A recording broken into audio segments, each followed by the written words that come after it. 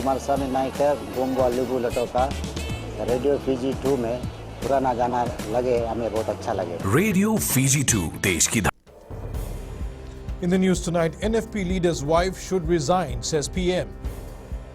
Young drug addicts taking drastic measures. And garbage collection woes continue in Nasino. From the studios of FBC Suva, Edwin Nunn. Bulunaka, Fiji. Prime Minister Voreqem Bainimarama is calling for the resignation of Dr. Rajni Chand as Director Flexible Learning at the University of the South Pacific. Dr. Chand, who is the wife of National Federation Party leader Professor Biman Prasad, was appointed after the position was advertised within USP. Bainimarama claims Dr. Chand's appointment was not in line with the university's policies as it was not advertised internationally. Bainimarama alleges the appointment of Dr. Rajni Chand is a case of corruption and Professor Biman is avoiding the issue. The statement is not answering the fundamental question I raised, which is why was the post not advertised internationally as per USP policy? And it should stop involving the students. This issue has nothing to do with them. This issue is to do with Biman and his cronies at USP. The NFP leader yesterday defended his wife, saying she is highly qualified and got the job on merit. But the Prime Minister says she needs to go. She is a highly qualified and an exemplary woman in her own right, who I support in her professional career, and I am proud that on merit and gender she is smashing glass ceilings. He should get his wife to resign, as I've said. As a leader of a political party, he should do the right thing in combating corruption, because this is what the issue is all about. It's about corruption. Bainimarama has also called on the USP Council to get involved with the senior management of the university. It should not support corruption, but I hope that the USP Council will do the right thing and do clearance of this house. There's a need for total clearance of the USP's administration. And I hope the USP Council will do that for us. The NFP leader has not taken our calls today, while his wife, Dr. Rajni Chand, says she is not taking any questions. Meanwhile, there are doubts tonight on whether USP did follow its policies and procedures in hiring the new Director for Flexible Learning, Dr. Rajni Chand. Acting Deputy Vice-Chancellor Professor Chito Vanualailai earlier told FBC News that everything was above board and procedures were followed according to HR policies, but the university's policy documents cited by FBC News today indicate otherwise. 2 days ago, Vanualailai said Dr. Rajni Chand was appointed Director Flexible Learning after the position was advertised internally because there was no need for advertising internationally. However, based on the USP human resource policies and procedures, this may not have been the right procedure. Section 2.2.1 of the policy states all new or vacant positions which are to be filled for periods in excess of 1 year must be advertised. Dr. Chand's new job is a senior position under a 3-year contract. The same policy then goes on to state, where required under this policy, new or vacant positions will be advertised externally in the appropriate publications and electronic media. Vacancies must be published in local national newspapers, regionally in the Australian and the New Zealand Herald, and internationally in the Time UK, as well as newspapers in the US, India and South Africa. It's worth noting that Section 2.3.2 states in exceptional cases where a case can be made that a particular person has a strong individual claim for a position, the faculty may not be required to advertise. The case may be taken directly to the Appointments Committee upon approval by the Vice-Chancellor. FBC News attempted to speak with Professor Aluwalia to ascertain if he had taken this path, but he could not be reached. FBC News has asked USP to clarify which sections of the HR policy were used to advertise and appoint Dr. Rajni Chand as Director Flexible Learning. Professor Vanualailai could not be reached for a comment as well. Children as young as 9 years old are now resorting to stealing money from their parents to buy alcohol and drugs. Empower Pacific, which provides professional health services, says they've noted an increase in these cases as many parents have reached out for help. Pranita Prakash reports. While many parents are struggling to provide for their families, some are now facing added burden of dealing with children's behavior. The basic concern for the families were that the children are actually robbing the parents. They're misusing the money, or they are actually trying to steal to get that particular money to buy drugs or to buy alcohol. Mental health specialist Prem Lata says while the numbers are small, this new trend is worrying. For those who are abusing, they're addicts. They have become addicted to it. But those who are misusing, it's because of peer pressure or because of, risk-taking behavior. So they'll be thinking about, let me do that once off. But then there are others who need constant gratification. Parents should actually teach their children well. Young generation are given freedom to do what they want to do. Parents should play their roles in educating the young ones, the youth, to help address such issues. Parents have been reminded to monitor the behavioral changes in their children. Students missing school, showing tantrums, lack of concentration, and disciplinary issues are something to look out for. Pranita Prakash, FBC News. The Nasino Town Council garbage collection service is running at a loss because the fee is underpriced, says local government minister Premila Kumar. The minister states the council receives only 45 cents from each household for waste collection. Kritika Kumar reports the council is working on a schedule that will utilize its resources better. On average, Nasino residents generate more than 20,000 tons of solid waste per year, and the annual cost for disposing it stands at around $2.4 million. Nasino has over 1,500 households living in 17 informal settlements. The ministry has undertaken a pilot project to improve waste management in Nasino. The project will reduce the volume of residential waste. It is envisaged that this project will reduce the volume of residential waste because some of the waste should come here to the recovery facility. Nasino is one of the 5 towns to be part of UNESCAP Sustainable Urban Resource Management Initiative in the Asia-Pacific region. Nasino Town Council Special Administrator Bhaskaran Nair says they will be working with waste recyclers. So this recycling center will receive those from the residents, and they in turn will then pass it on to the waste recyclers. 80% of the revenue collected by the Nasino Town Council is used for garbage collection. However, this figure has increased following the recent tropical cyclones. Kritika Kumar, FBC News. Up ahead, focus shifts on supporting human trafficking victims. And British Army recruitment to open in May.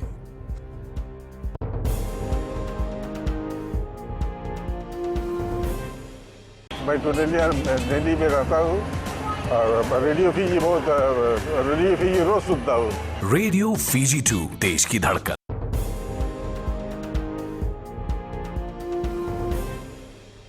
Welcome back. The Ministry of Defence will now focus on providing support for human trafficking victims. In the past, their work was mainly centered around prosecuting and convicting traffickers. A case management coordinator has been established by the ministry to monitor the progress of each case from when it's reported right through to prosecution. Koroi Tandulala reports. The new National Anti-Human Trafficking Strategy and Action Plan places an emphasis on providing necessary support to victims. Most importantly, one that we've always been lacking in terms of the victim support. So I think with that mechanism now in place, we should be in a good position basically to provide the necessary data whenever requested. The ministry hopes the new strategy will help them address some of the challenges faced over the years. We haven't also been in a position to even stock take on all the cases. Now the strategy calls for more collaboration with all the stakeholders, including the government ministries and all the civil societies, NGOs and faith-based organizations. It would be simple to say Fiji is a hub for all sorts of legal or illegal traffics in the Pacific. The ministry has identified human trafficking as a significant transnational crime that does not respect borders. It is also one of the worst forms of violence, infringing on people's fundamental human rights. Koroi Tandulala, FBC News. And Koroi Tandulala joins us live now. Koroi, I believe a national action plan has been launched that will guide the ministry and stakeholders.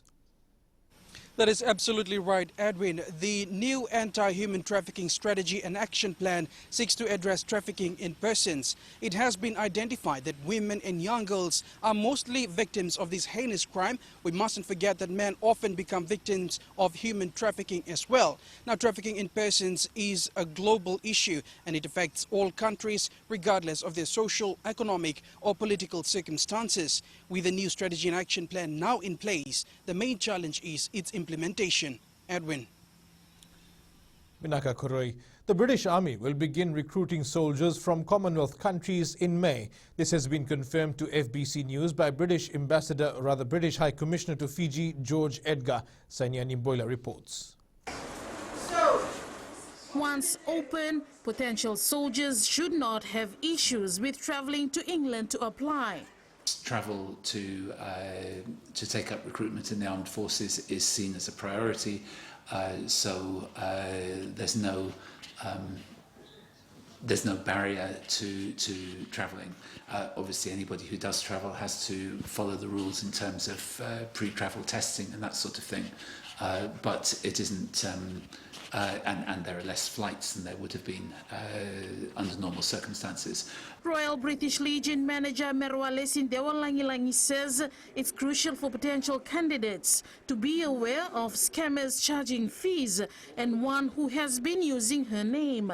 The one that we've came across and the name that is doing recruitment at the moment, stating that recruitment is still open and using my name. Please be aware of that. This lady, I can confirm that it's nothing to do with us. Over 3,400 Fijians are currently serving in the British Army. Sainia Nimboila, FBC News. Close to 500 Fijians diagnosed with cancer have undergone surgery at our three main hospitals. Colonial War Memorial Hospital General Surgeon Dr. Ilaitian Delasau says cancer numbers are increasing in all divisions and patients are getting younger. Kelly Vadala reports. With the high number of cancer patients requiring early surgical intervention, hospitals are having to divide their resources accordingly. We can do up to 3 or 4 breast surgeries a day. That's just cancers, and then we can do non-cancerous surgeries for other organs that needing surgeries. Yeah? We've been having, obviously, with the COVID situations and the other cyclones that we had to deal with there. We had to distribute the staff across Fiji. Dr. Letian Delasau says the majority of surgeries are conducted on breast cancer patients. In females, any changes in your breast. It could be a discharge from your nipple. It could be a lump, as I said earlier, non-painful lump. Also on the list is the increasing number of surgeries for patients diagnosed with cervical cancer. If the HPV virus is detected before it becomes full-blown cancer, you still can be treated. So cervical cancer can be eliminated. Dr. Delasau says more women in their 30s and 40s are dying from cancer, and many more Fijians are presenting themselves late to hospitals. Kelly Vadala, FBC News. The state has dropped the case against a Navy officer alleged to have raped an underage girl in 2019. He'd been charged with 1 count of rape. The man and the complainant were friends on Facebook, and it was alleged that the officer raped the girl the first time they met. The state filed a noli prosequi, meaning it will no longer prosecute the matter, and the High Court judge discontinued proceedings against the naval officer. And time now for Business with Whitney. Thanks, Edwin. Coming up in business tonight, cash relief for cyclone-affected farmers, and work progression on chorosomal sleep. Stay with us.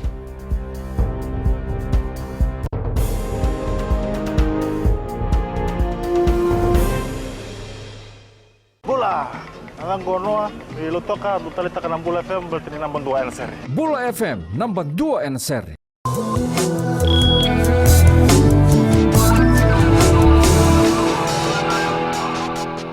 Good news for farmers who are struggling following the two cyclones, as they can now apply for cash for cultivation program. Under the initiative, cash assistance will be provided for land clearance, land preparation and planting material to re-establish a 1-acre plot. Details with Felipe Necaso. With the crop and livestock sector severely impacted by tropical cyclones Yasa and Ana, the minister is confident the initiative will provide relief to the farmers. In the first round, we have got $300,000, so we will be able to assist just over 2,000 households. So we are looking at some more money coming in. Each farmer will receive $200 under the project funded by the Adventist Development Relief Agency. Payments will be made in 2 tranches. $75 will be given up front and the remaining $125 will be given after evidence of land clearance, preparation and cultivation. It's very essential at this time because most of our farmers have already been affected. During his tour of the Western and Northern Divisions, the minister spoke about the initiative and it was welcomed by many farmers. Now these farmers are asking Dr. Reddy as to when they can sign up for the program. So the household will have $200 cash. Secondly, we will be able to assist the household with respect to securing food by motivating them, incentivizing them to grow. Eligible farmers will be registered using an electric form. There will be extensive monitoring before the second payment is also released to ensure funds are not misused. Felipe Necaso, FBC News. Despite these trying times where many Fijians are being laid off, the Fijian Broadcasting Corporation continues to look after its employees' welfare. The FBC paid out the 2019 company performance bonus to its staff today. Radio Fiji One Program Director Nai Kamanalangi and Team Leader Transport Operations Sakiusa Tambale says the bonus is a welcome news for all staff. Receiving the bonus, firstly, it shows the success and achievement FBC made in 2019. And secondly, to me, receiving the bonus today, it assists me with my children's education. This bonus, it will help families of all the staff that works in the FBC to distribute some bit of money to help them and help their kids to go to school and even to survive in this period of COVID-19. The company also paid out the 2019 performance bonus to qualified employees almost 3 weeks ago. Sharon from HFC Bank joins us now with the latest from the money market. Good evening. The latest stats coming out of Australia today brought a sigh of relief.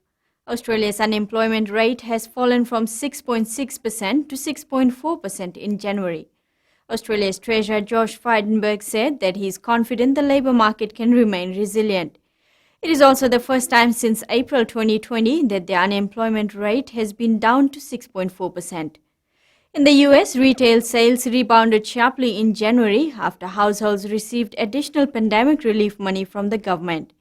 Their retail sales surged by a seasonally adjusted 5.3% last month, making it their largest gain in 7 months. The market is hoping that the US economic recovery could pick up in 2021, with a large stimulus package likely to be passed by the Congress next month. Also, the January meeting minutes by the Federal Reserve reaffirmed its commitment to keeping accommodative policy in place to support the bettered economy. And that's all from your HFC Bank for now. Vinaka. Here are the local exchange rates as set early this morning. The Fiji dollar rose against one of our major trading partners, the Kiwi dollar, as well as the euro. The Sanghamolu was down versus the Chinese yuan, the US greenback, Aussie dollar, PNG kina, and the Japanese yen. The commodities market was mixed. Oil prices rose to $61 a barrel. Gold dropped a few dollars to close at $1,780 per ounce, and silver closed up at $27.42 an ounce.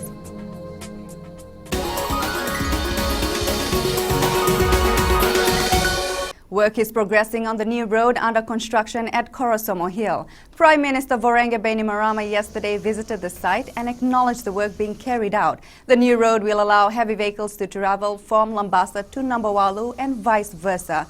The current alternative route only allows for vehicles under 10 tons. Construction of the 800-meter 3-lane road is expected to be completed by the end of this month, weather permitting. The Prime Minister visited the Korosomo slip site, along with Minister for Infrastructure and Transport Choneo Semate and Minister for the Disaster Management Office Inyase Ratu.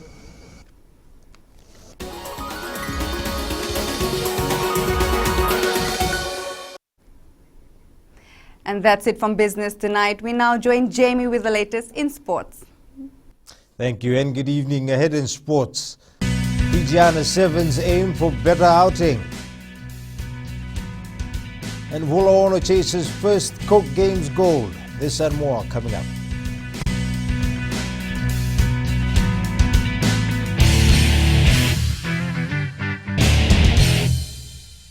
Hi, I'm Ini from Raki Raki. I love Gold FM, only the classic hits. Gold FM, only the classic hits.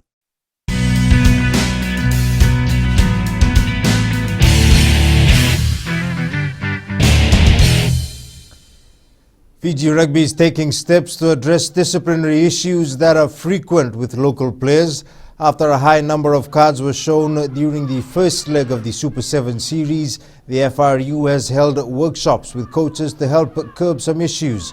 Chief Executive John O'Connor says they are working with national coach Gareth Beba on a number of ways to improve the level of domestic rugby.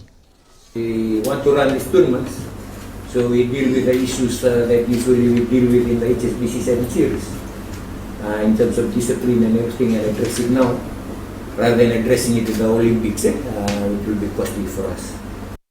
Fijiana Sevens extended squad reps will have to up the tempo in the second leg of the Super 7 series, which kicks off tomorrow. The National Sevens players will play as Mount Carmel and Mount Masada for this tournament and will face another two teams made up of Fijiana 15's players. With places for the Olympics team still up for grabs, players are expected to come out firing at the two-day tournament. Karlaini Tabi with the details. With only a few months remaining for the Tokyo Games, the Fijiana have intensified their training sessions. We have map up the plan to have scrimmage with the men's teams. It helps us a lot in terms of the higher intensity. Fijiana head coach Sayasi fully knows the second leg will be tougher than the previous tournament, with the Fijiana 15s also fielding two teams. The last series we had Striders and Seahawks. This time we have the extended squad of the Fijiana 15s forming two teams, and I know that they will bring another new challenge. Fijiana 7's rep Raicheli Uluinayanu says only the best players will be chosen to don the jersey, and she hopes to be one of them. It's nothing to take for granted now. All of the girls is overseas and also local girls that are fighting for a position. And yeah, everyone is working hard and also training hard for a position.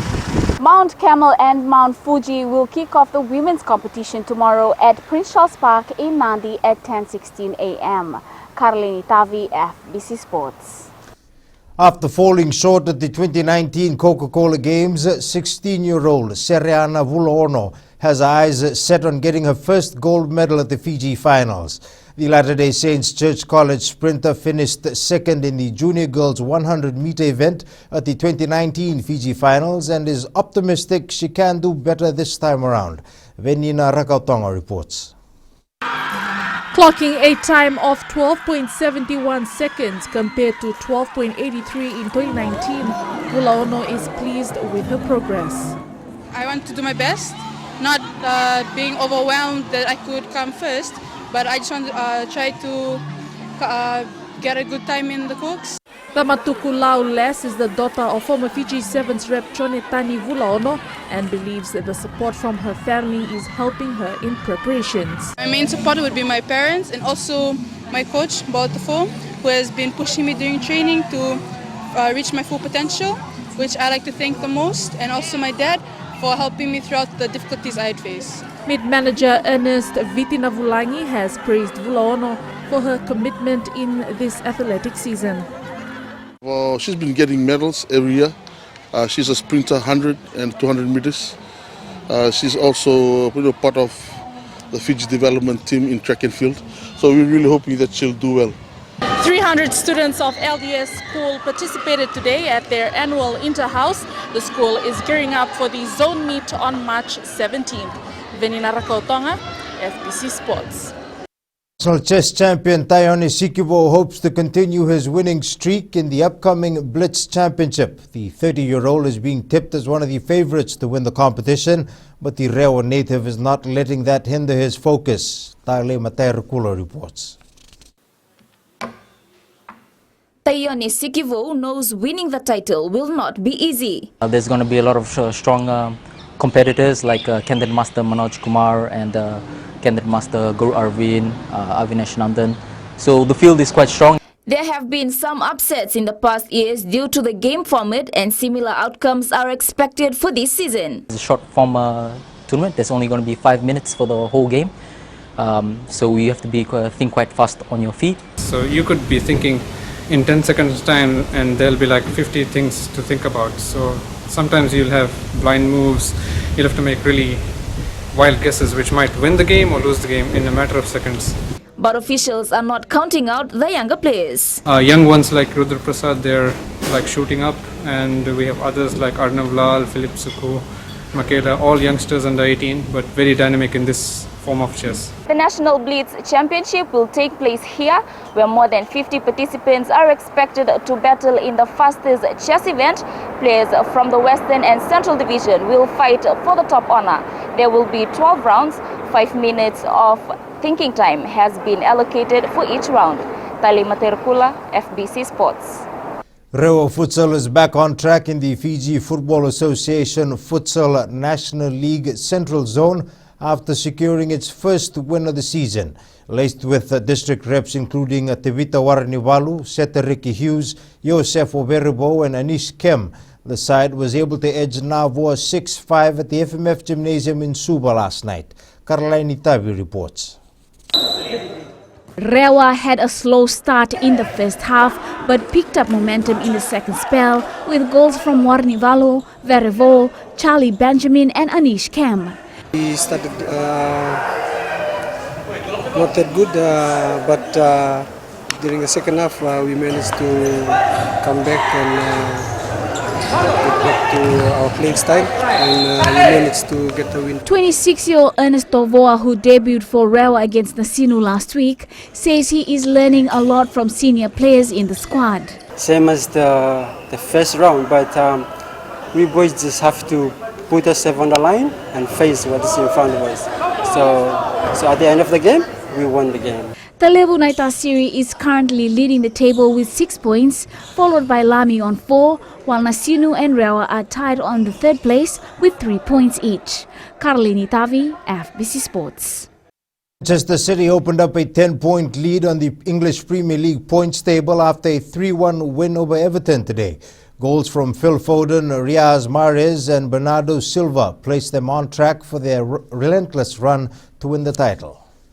Rafael Nadal has suffered a shock exit at the Australian Open. Stefanos Tsitsipas, 2 sets down and on the brink of elimination, somehow producing the comeback of his life.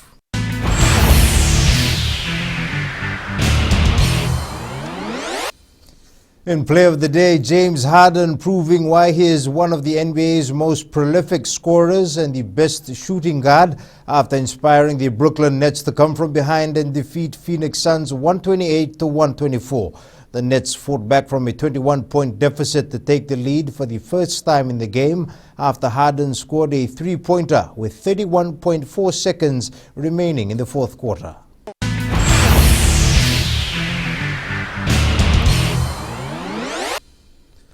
That's it from Sports Tonight. In new media, Australian firm squeezes more from Google. Details coming up.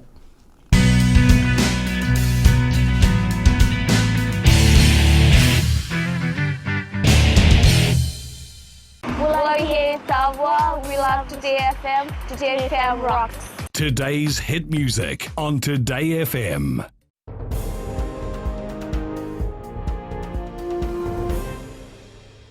Welcome back. A month after Google threatened to shut down its search engine in Australia to avoid what it called unworkable content laws, the country's two largest free-to-air television broadcasters have struck deals collectively worth millions a year.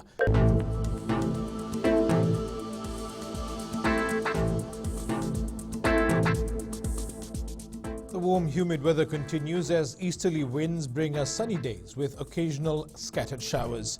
In the west, they had a clear day and lots of sun. From Pacific Harbour to Suva, early showers were replaced by a fine afternoon. And in the north, generally clear skies and a few brief showers.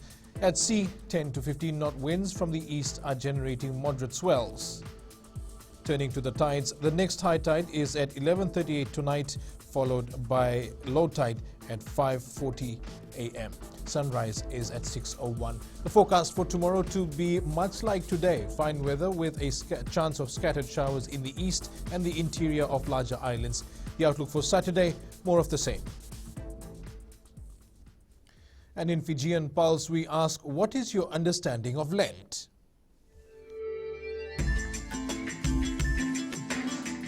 Lent is fasting. Fasting for us and praying for all our children and our government, our Fiji, our leaders. Well, we have to fast so we can make a better change for a better Fiji tomorrow. Lent to me is preparing myself spiritually for Easter. We understand Lent in simple words. It's like a period of sacrifice, a period of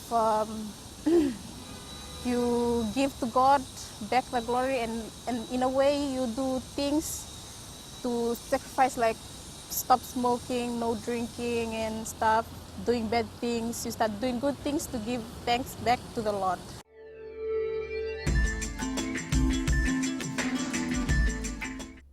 And recapping our main stories, NFP leader's wife should resign, says PM.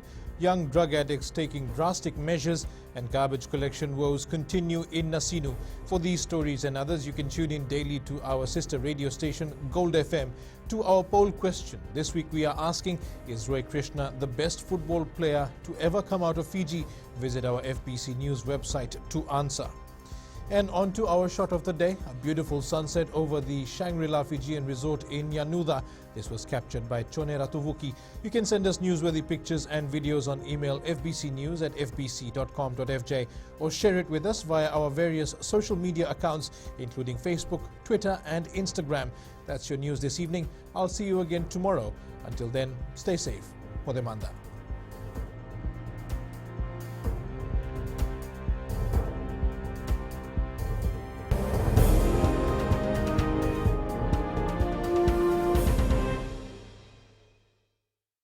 Hi, I'm Asrika and I'm from Lotoka and I love Today FM. Today FM rocks. Today's hit music on Today FM.